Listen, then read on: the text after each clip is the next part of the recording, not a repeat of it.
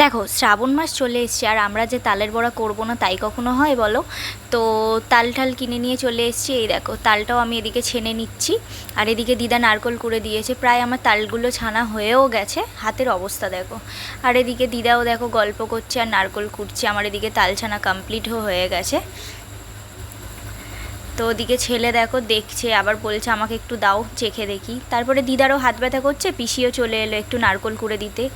তো এদিকে দেখো সব নিয়ে রেডি, সুজিটাও ভেজে ভেজে নিচ্ছি একটু।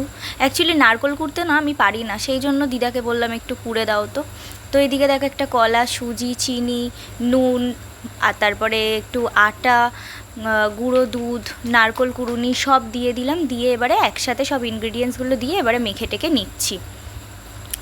দেখো ভালো করে তো এটাকে ফেটিয়ে নিতে হবে, তো ভালো করে মেখে টেকে নিলাম। তো দেখো রেডি। এদিকে তেলটা গরম হচ্ছে, তো এক এক করে আমি কড়াতে ছেড়ে দিচ্ছি তালের বড়াগুলো।